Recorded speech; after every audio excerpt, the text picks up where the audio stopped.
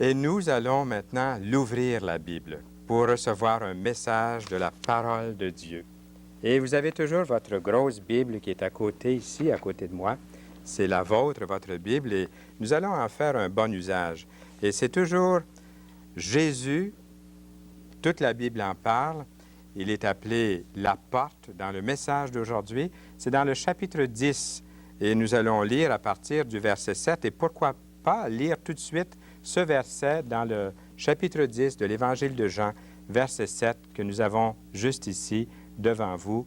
Jésus leur dit encore, en vérité, je vous le dis, je suis la porte des brebis. Tous ceux qui sont venus avant moi sont des voleurs et des brigands. C'est Jésus, bien entendu, qui vient de prononcer ces paroles. Se dire, pouvez-vous imaginer se dire envoyé de Dieu et ne pas parler de Jésus, ne pas parler du prince de la parole de Dieu et se dire envoyé de Dieu.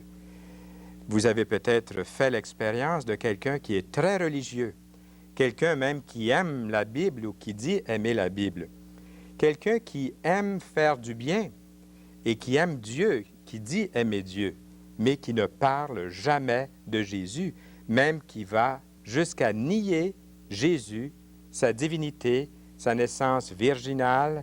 Il va nier même les miracles de Jésus. Pourtant, il a une auréole religieuse, il a des œuvres qui l'accompagnent. De nier Jésus, tout en se disant envoyé de Dieu, eh bien, Jésus a dit que tous ceux qui sont venus sans le présenter comme il est, Jésus les appelle des voleurs et des brigands. Regardons la suite de ce verset 7. « Mais les brebis ne les ont point écoutés. Je suis la porte. »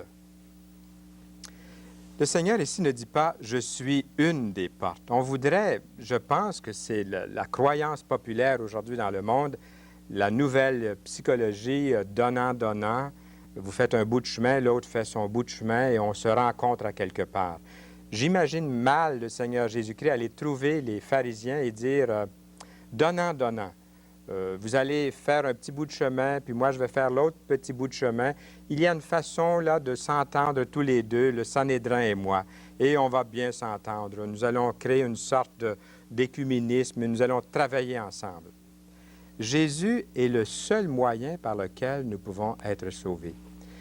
Il y a 1001 chemins qui nous amènent à Jésus, mais un seul qui nous amène à Dieu, Jésus qui a dit « Je suis le chemin, la vérité et la vie ». Un seul moyen d'être sauvé. Regardons la suite de ce verset. « Si quelqu'un entre par moi, dit Jésus, il sera sauvé. » Entrez par Jésus. Il entrera et il sortira et il trouvera des pâturages. Le voleur ne vient que pour dérober, égorger et détruire. Moi, je suis venu afin que les brebis aient la vie et qu'elles soient dans l'abondance. Imaginez-vous le Seigneur qui dit, « Je vous promets de vous donner une vie abondante, mais quand le coût de la vie sera très élevé, là, peut-être qu'on ne pourra pas continuer à vous donner une vie abondante. » Le Seigneur nous a promis quelque chose qui ne se base pas sur l'économie, mais qui se base sur la vie spirituelle. Le Seigneur est prêt à vous remplir. Vous avez vu des gens gagner le million et d'être très malheureux, des gens conduire une voiture sport. Quelqu'un m'a dit, regarde toujours à l'intérieur de la voiture pour regarder la personne. Est-ce que la personne est heureuse? Est-ce qu'elle a assez d'argent? Est-ce que cette personne-là a des bons amis en qui elle peut faire confiance? Est-ce que cette personne-là a des enfants qui lui font honneur? Est-ce que dans la famille, il n'y a pas quelqu'un de malade qui l'attriste ce jour-là, qui lui fait porter un fardeau? Est-ce que le bonheur est parfait? Est-ce que le bonheur est complet?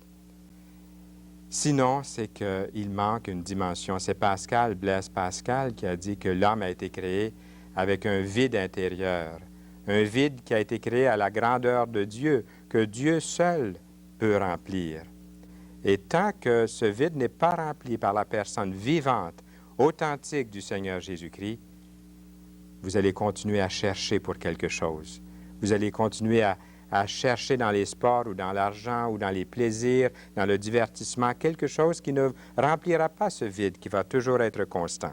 Regardons le verset 11. Le verset 11, au bas de la page, Jésus dit « Je suis le bon berger ». Le bon berger donne sa vie pour ses brebis. Mais le mercenaire qui n'est pas le berger et à qui n'appartiennent pas les brebis voit venir le loup, abandonne les brebis et prend la fuite, et le loup les ravit et les disperse. Le mercenaire s'enfuit parce qu'il est mercenaire et qu'il ne se met point en peine des brebis. Je suis le bon berger, en contraste avec le mercenaire qui s'enfuit et qui se fiche pas mal des brebis qui sont en danger. Mercenaire veut dire avide de gain. On parle de l'esprit mercenaire, des soldats qui servent à prix d'argent un gouvernement étranger. On appelle souvent le corps de mercenaires. Il y a un missionnaire qui a appris ce que c'était le contraste, la différence avec le mot missionnaire et mercenaire. Il était missionnaire au Zaïre il y a quelques années et il y a eu une sorte d'insurrection et puis il a été pris, on l'a mis devant un peloton d'exécution et les soldats avaient le doigt sur la gâchette, prêts à le descendre parce qu'ils l'ont pris, ils ont pris ce missionnaire pour un mercenaire. Seulement une question de traduction ou d'accent entre le français québécois et le zaïrois. Et ils étaient pour l'abattre. Ils ont dit, c'est un mercenaire. Il a crié, pas mercenaire, missionnaire, missionnaire. C'est différent. Sa photo, je me rappelle, à l'époque, a fait le tour du monde 2 fois. On a vu ce missionnaire qui allait être abattu parce qu'on l'a pris pour un mercenaire. Il y a un monde de différence entre les deux termes.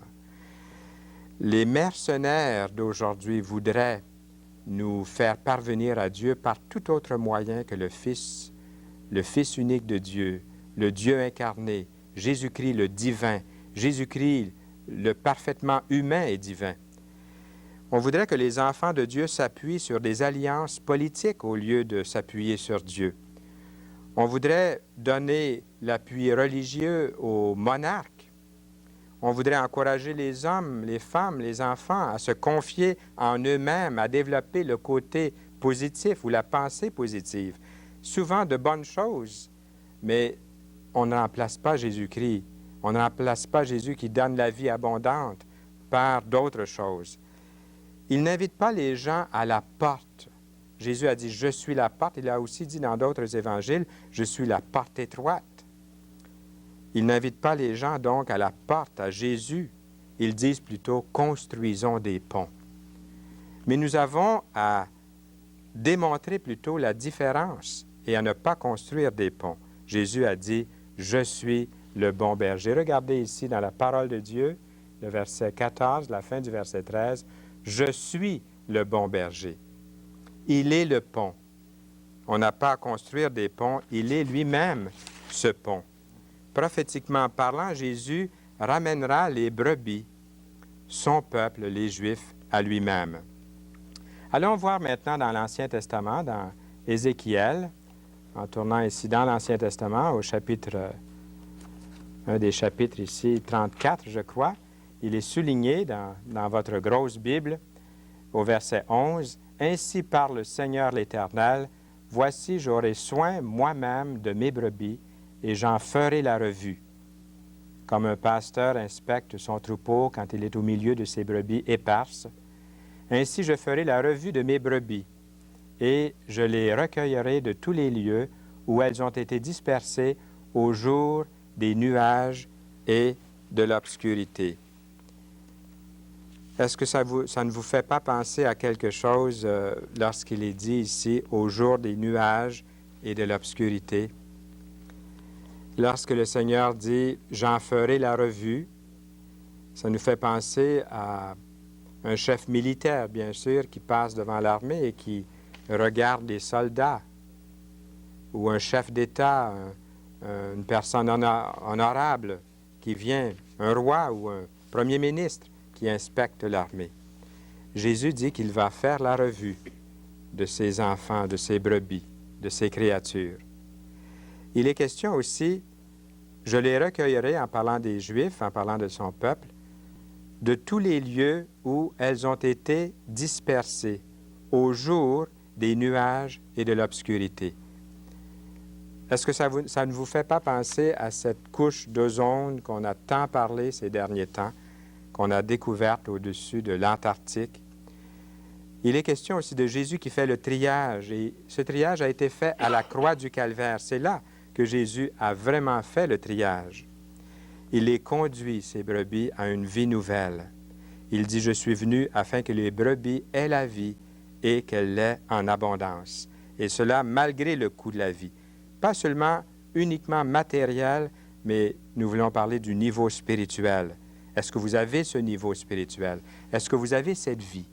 Est-ce que vous jouissez ce soir ou aujourd'hui de cette vie nouvelle que nous obtenons en Jésus, en obéissance à Dieu, d'avoir vraiment cru et d'avoir obéi sa parole? Regardons maintenant, en revenant au chapitre 10 de Jean et au verset 14, le Seigneur dit, « Je connais mes brebis et elles me connaissent. Comme le Père me connaît, comme je connais le Père et je donne ma vie pour mes brebis, j'ai encore d'autres brebis. » On voit que le Seigneur parle de nous ici, qui ne sont pas de cette bergerie. Celles-là, il faut que je les amène. Elles entendront ma voix et il y aura un seul troupeau et un seul berger. Il est vraiment le berger, il est aussi la porte, il est appelé la bergerie, autant de noms pour désigner que c'est par Jésus qu'il faut entrer. Jésus est le seul berger pour les Juifs et pour les gentils ou les non-Juifs. Jésus les appelle par leur nom, Philippe, Marie, Thomas, Simon-Pierre, et leur vie change. Il est vraiment le bon berger qui donne une vie nouvelle. Eh bien, il y en a qui ont placé leur confiance en Jésus, qui l'ont reçu. Il est devenu vraiment leur Seigneur, leur Sauveur, le bon berger. Est-il le vôtre aujourd'hui? Il est là à la porte, il se tient prêt à vous recevoir tel que vous êtes. Si vous êtes prêt à vous reconnaître pécheur et perdu, le Seigneur vous aime et est prêt à devenir votre bon berger pour vous conduire sur un terrain ferme et solide.